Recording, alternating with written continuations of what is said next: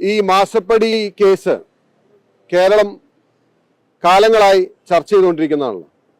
ഈ വിഷയം പുറത്തു വന്ന് ആദ്യം CPM അല്ലെങ്കിൽ സർക്കാർ അടക്കം കൊണ്ടുവന്ന ഡിഫൻസ് എന്ന് പറയുന്നത് ഈ പണം CMRL നിന്നും വീണ വിജയനും കമ്പനിയും വാങ്ങിയ പണത്തെ സംബന്ധിച്ച് ഞങ്ങൾ പ്രതിപക്ഷം ഉന്നയിച്ചത് ഇത് മാസപ്പടിയും അഴിമതിയും അനധികൃതമായ സ്വത്ത് സമ്പാദനവുമാണ് എന്ന് ആരോപിച്ചപ്പോൾ അല്ലെങ്കിൽ എന്ന കാര്യങ്ങൾ പുറത്തു കൊണ്ടുവന്നപ്പോൾ CPM സംസ്ഥാന സെക്രട്ടേറിയറ്റ് ആദ്യമായി അതിനെ ഡിഫെൻഡ് ചെയ്തുകൊണ്ട് ഇറക്കിയ പത്രക്കുറിപ്പ് ഇത് രണ്ട് കമ്പനികൾ തമ്മിലുള്ള സുതാര്യമായ ഇടപാടും കരാറും അതുപ്രകാരമുള്ള പണം കൈമാറ്റവുമാണ്.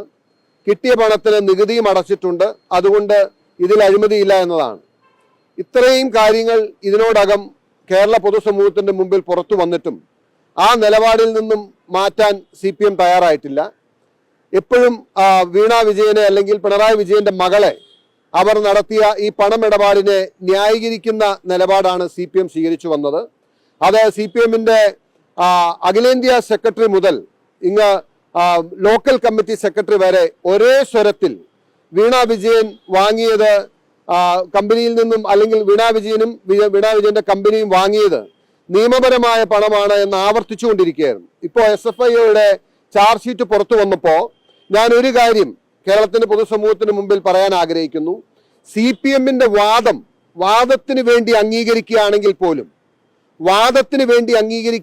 പോലും ഇപ്പോൾ വീണ വിജയനും വീണ വിജയന്റെ കമ്പനിയും വാങ്ങിയ പണം CMRL നിന്ന് ഏതെങ്കിലും തരത്തിലുള്ള ഒരു കരാറിന്റെ അടിസ്ഥാനത്തിൽ സേവനത്തിന് വേണ്ടി വാങ്ങിയ പണം അതിന് നികുതി കൊടുത്തു എന്ന് പറയുമ്പോൾ തന്നെയും ഇപ്പോൾ SFIO ഫയൽ ചെയ്തിട്ടുള്ള ചാർജ് ഷീറ്റിൽ അവർ ഗുരുതരമായി ഉന്നയിച്ചിട്ടുള്ള ഒരു ആരോപണം എന്ന് പറയുന്നത് CMRL-ന്റെ തന്നെ സഹോദരി സ്ഥാപനം എന്ന് പറയാൻ കഴിയുന്ന കരിമണൽ കർത്തയുടെ ഭാര്യയുടെ നേതൃത്വം നൽകുന്ന എംപവർ ഇന്ത്യ എന്ന് പറയുന്ന കമ്പനി വീണ വിജയന് നൽകിയ കോടിക്കണക്കിന് രൂപ അത് കടമായി നൽകിയതാണ് എന്ന് കടലാസിൽ കുറിക്കുകയും പിന്നീട് ആ പണം തിരിച്ചടച്ചതായി കടലാസിൽ കുറിക്കുകയും എന്നാൽ അങ്ങനെ ഒരു പണം കൊടുത്തതല്ലാതെ തിരിച്ചു വന്നിട്ടില്ല എന്ന് SFIO കണ്ടെത്തുകയും സ്വാഭാവികമായിട്ടും ആ നിലയിൽ വാങ്ങിയ പണം ഇവർ പറഞ്ഞ രണ്ട് കമ്പനികൾ തമ്മിലുള്ള കരാറിന്റെ ഇടപാടിലാണെന്ന് പറയാൻ കഴിയില്ലോ.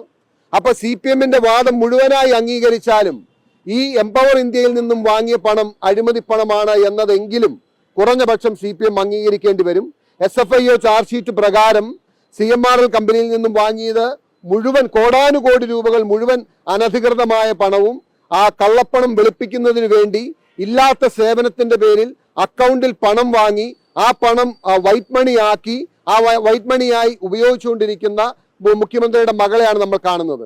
ഇനി അതെല്ലാം യഥാർത്ഥത്തിൽ വാങ്ങിയതാണെന്ന് കൂട്ടിയാലും എംപവർ ഇന്ത്യയിൽ നിന്നും വാങ്ങിയ പണം കടമായി വാങ്ങി എന്ന് കാണിച്ച് സ്വീകരിച്ച പണം തിരിച്ചടച്ചിട്ടില്ല എന്നും കൃത്രിമമായി അത് തിരിച്ചടച്ചു എന്ന് രേഖ ഉണ്ടാക്കി എന്ന് പറയുമ്പോൾ ആ പണത്തെ ആ കോടികളെ CPM ഏത് കോളത്തിലിട്ട് ഏത് ഗണത്തിൽപ്പെടുത്തി ന്യായീകരിക്കുമെന്ന ചോദ്യം കേരളത്തിന്റെ പൊതുസമൂഹത്തിന് വേണ്ടി ഉന്നയിക്കാൻ ഞാൻ ആഗ്രഹിക്കുകയാണ്.